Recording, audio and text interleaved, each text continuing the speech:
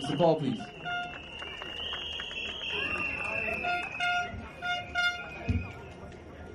Good evening, residents, friends and supporters of Punggol East. My name is Paul Ling and I've had the honor of serving Punggol East residents for the last 6 years. It is my honor to be able to stand in front of all of you tonight to speak about a man whom we have placed our confidence in, a man whom we believe and know will bring Punggol East to the next higher level, a local boy who has done very good in life and coming back to serve his fellow people. When I was first asked to do a speech about Dr. Koh, I was deeply honored and proud to do so. However, I was lacking in confidence. I was afraid that I may paint the wrong picture and may do him injustice. Yet, I moved forward and got the opportunity to know him better as a man that I will be serving wholeheartedly in Punggol East together with. My first impressions of Koh was a TV footage of him attending our Meet the People session at Channel News Asia. And he was there together with Mr. Teo Salak. What came across my mind was, why was he not smiling? Then I had the opportunity to meet the man finally at a session organized by DPM.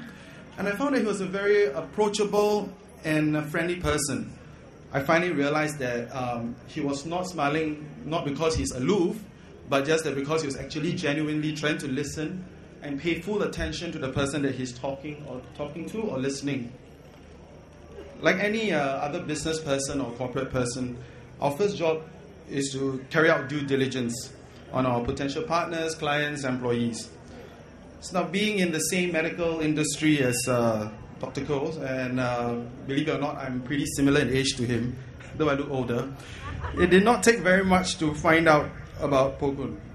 And let me repeat that this is not hearsay. What I found out are from people whom I work very closely with, grew up with, people whom I work and respect. And the few words that were repeated was that 1, he was nice, 2, honest, 3, genuine, 4, on the ball, and 5, very patriotic.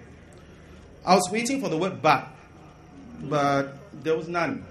So in technical terms, he's pretty WYSIWYG. So what you see is pretty much what you get. So this is the man that I've grown to know, though the stint is short, and I've come to respect because he's come across by me and my peers as someone who's very genuine. Being nice and honest are good traits, but we need a man in Punggol East that can get things done. As I shared previously, this is a man who's on the ball and very determined. A determined man who wants to get things done the best way that he knows how and the best way that he can. He's so determined that a story that was shared to me, which I share with all of you, was during his days in NS as a medical officer, if I'm not wrong. He went all out to be a guards officer. And despite having the opportunity of having a more comfortable position as an MO, he went all out to serve the best way that he can and went all out to get in. In fact, he was so good, I found that in his cohort, he did, I think he did 2.4 in 8 minutes and 15 seconds. Something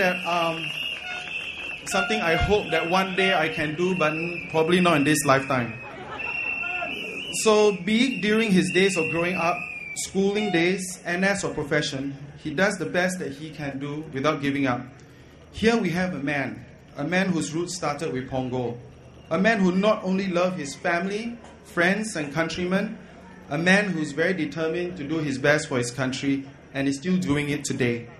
The synergy created by his traits will be very, very beneficial and something that we need today in Punggol East.